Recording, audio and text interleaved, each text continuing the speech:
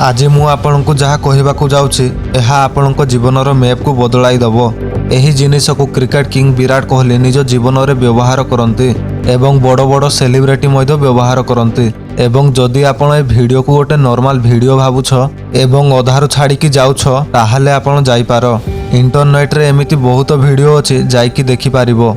बाकी सीरियस लोक माने आस वीडियो को स्टार्ट करिबा। आपणक डेली जीवन केमिति जाउछि लेट मी गेस। आपण सकाळु उठुछंती निज फोन रे व्हाट्सएप किंबा इंस्टाग्राम चेक करूछंती।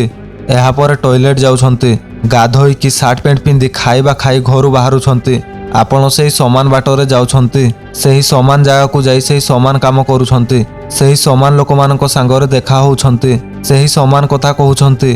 काहा ठारू दूर रहुछ ओ काहा पाखरे रहुछ एवं सेही समान रास्ता रे घर को जाउछ। फोन धरी रील्स किंबा शॉर्ट स्क्रॉल करूछ एवं सोई पडुछ। एही रूटीन केते दिन ठारू पीछा करी आसुछ आउ केते दिन पर्यंत पीछा करिवो। एठारे कॉमन कोन अछि लोक माने आपणक भावना, लोक मानक भावना, आपणक सबुदिनर काम, आपणक जीवा आसीबार रास्ता, आपणक इच्छा, लोक मानक इच्छा, कंटेंट जहाँ आपण सबुदिन देखुछ। एमिति बहुत किछि आपणकर एही रूटीन कंप्यूटर प्रोग्राम भलिया काम करूछि जोठारे कि आपण निज इच्छा सहित किछि भी करू नाहंती, सबु किछि आपे आपे होउछि।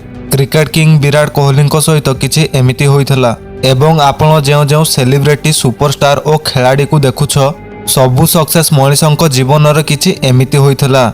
न्यूयॉर्क साइंटिस्ट डॉक्टर जोई डिस्पेंजा कहिथिले 35 वर्ष होइथिबा बेले आमे जहा किछि भी होइथाउ तार 95% सबु आम अवचेतनार मन।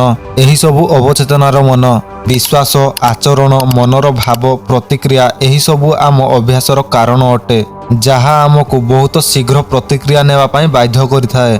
आउ बंचिथिबा 5% कहिथाए कि मु निजको बदलेबाको चाहूछि, मु निजको फिट रखिबाको चाहूछि, मु नुआ स्किल शिखिबाको चाहूछि, सबुदिन परिश्रम करिबाको चाहूछि, मु खुशी हेबाको चाहूछि।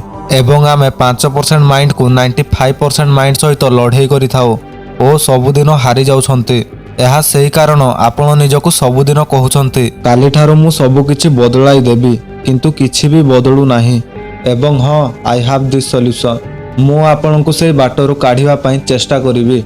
सर्वप्रथम ए कथा को स्वीकार कर आपण आपणक मन ठारू केबे भी जीति पारिबे नाही।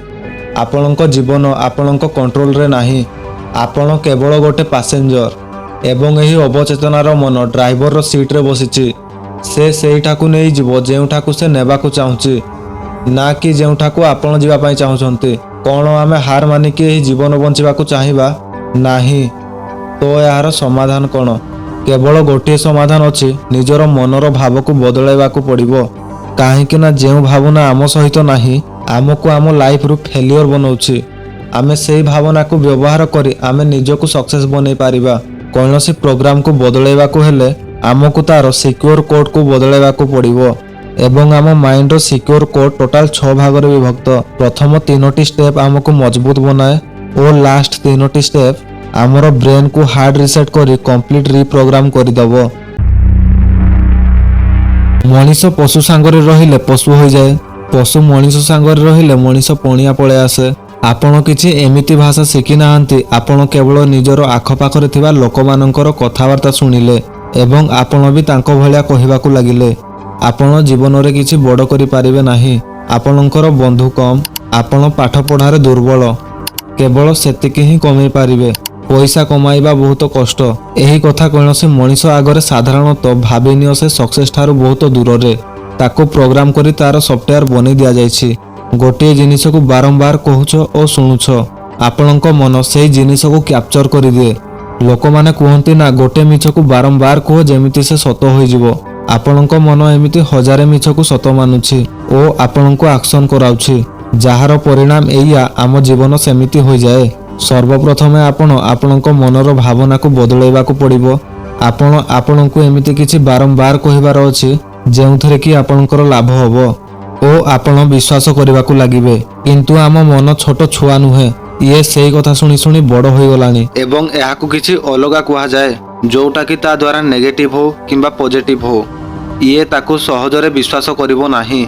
ସେଇଥିପାଇଁ ଆପଣ ଆପଣଙ୍କୁ କ'ଣ କହିବାକୁ ଯାଉଛ ସେଇଟା ବହୁତ ଭାବିଚିନ୍ତି କରିବାକୁ ପଡ଼ିବ। କିଛି ଭାବନା ବଦଳାଇବାକୁ ଯାଉଛ, ନିଜ ଗୋଲକୁ ବଦଳାଇବାକୁ ଯାଉଛ, ସବୁକିଛି ଚେଞ୍ଜ କରିପାରିବ ଏହି ଭିଡ଼ିଓ ଦ୍ୱାରା। ପ୍ରଥମ ଷ୍ଟେପ୍ ଏଇଆ କି ଆପଣ ନିଜ ଉପରେ ବିଶ୍ୱାସ କରିବା ଦରକାର। ଏହି ପର୍ଯ୍ୟନ୍ତ ଆପଣ ଯାହା କିଛି ବି ଦେଖୁଛ ସେଇଟା ନିଜ ମନକୁ କଣ୍ଟ୍ରୋଲ କରିବା, ନା କି ନିଜକୁ। ବହୁତ ଲୋକ ନିଜ ମନକୁ ତ ଚେଞ୍ଜ କରିଦିଅନ୍ତି କିନ୍ତୁ ତାଙ୍କ ଜୀବନରେ କିଛି ବି ବଦଳି ପାରେ ନାହିଁ। କିଛି ଉଦାହରଣ, ବହୁତ ଲୋକ ଏମିତି ଥିବେ ନିଜର ବିଜନେସ୍ ଷ୍ଟାର୍ଟ କରିବାକୁ ଚାହୁଁଛନ୍ତି, ନିଜର ୟୁଟ୍ୟୁବ୍ ଚ୍ୟାନେଲ୍ ଷ୍ଟାର୍ଟ କରିବାକୁ ଚାହୁଁଛନ୍ତି, କିଛି ନୂଆ ସ୍କିଲ୍ ଶିଖିବାକୁ ଚାହୁଁଛନ୍ତି। ସେମାନେ କେତେ ବହି ପଢ଼ୁଛନ୍ତି, କେତେ ଭିଡ଼ିଓ ଦେଖୁଛନ୍ତି, ବହୁତ କିଛି ଜ୍ଞାନ ଆହରଣ କରୁଛନ୍ତି। ସେମାନଙ୍କର ନିଜ ଆଇଡ଼ିଆ ଉପରେ ବହୁତ ବିଶ୍ୱାସ ଥାଏ କିନ୍ତୁ ଏହାପରେ ମଧ୍ୟ କରିପାରନ୍ତି ନାହିଁ। କାହିଁକି ନା ତାଙ୍କ ମନ ତ ରେଡ଼ି ଥିଲା କିନ୍ତୁ ତାଙ୍କ ଦେହ ଏଲାଉ କରିଲା ନାହିଁ। ସବୁଠାରୁ କଷ୍ଟ ନିଜ ଦେହକୁ ମଜବୁତ ବନାଇବା, କାହିଁକି ନା ସବୁ କାମ ନିଜ ଦେହ କରିଥାଏ। କେବଳ ଭାବିଲେ କିଛି ହେବ ନାହିଁ। ଆପଣ ଆପଣଙ୍କ ଦେହ ଭିତରେ ଏଇଆ ବିଶ୍ୱାସ କରାଇବାକୁ ପଡ଼ିବ, ନିଜର ମନର ଭାବନା, ନିଜର ବଡ଼ିର କୌଣସି ଜିନିଷକୁ ନିଜ ହୃଦୟକୁ ନେଇନାହାନ୍ତି ତ କିଛି ରିଆକ୍ସନ୍ କରିପାରିବେ ନାହିଁ। ଏମିତି ବହୁତ ଥର ହୋଇଛି, କିଛି ଜିନିଷ ବହୁତ ଭଲ ଲାଗେ, ଆପଣଙ୍କ ବହୁତ ମନ ଥାଏ ତାକୁ ଖାଇବା ପାଇଁ କିନ୍ତୁ ଆମର ପେଟ ଫୁଲ ଥାଏ, ଆପଣଙ୍କୁ ଭୋକ ଲାଗେ ନାହିଁ। ତାପରେ ଆପଣ ସେଇ ଜିନିଷକୁ ହାତ ଲଗାନ୍ତି ନାହିଁ। ଯେମିତିକି ଆପଣ ଯେଉଁ ଜିନିଷକୁ ଚାହୁଁଛନ୍ତି ସେଇ ଜିନିଷର ଭୋକ ଲାଗିବା ଦରକାର। ଆପଣଙ୍କ ଭିତରେ ଷ୍ଟ୍ରଙ୍ଗ ଫିଲିଂସ୍ ହେବା ଦରକାର। Just like success man. Feelings ଏବଂ ଭାବନା ଦ୍ୱାରା ଆମ ଦେହ ସିଗ୍ନାଲକୁ ବୁଝିପାରେ ଏବଂ ଆକ୍ସନ ନେଇଥାଏ। ଯଦି ଆପଣ ନିଜ ଭବିଷ୍ୟତ ପାଇଁ କିଛି ଫିଲ୍ କରୁନାହାନ୍ତି, ଏହାର ଅର୍ଥ ଆପଣଙ୍କ ଦେହ ତମର ମାଇଣ୍ଡର ସିଗ୍ନାଲକୁ ରିସିଭ୍ କରିପାରୁନାହିଁ, ଯାହାଦ୍ୱାରା ଆପଣ ଆକ୍ସନ ନେଇ ପାରୁନାହାନ୍ତି।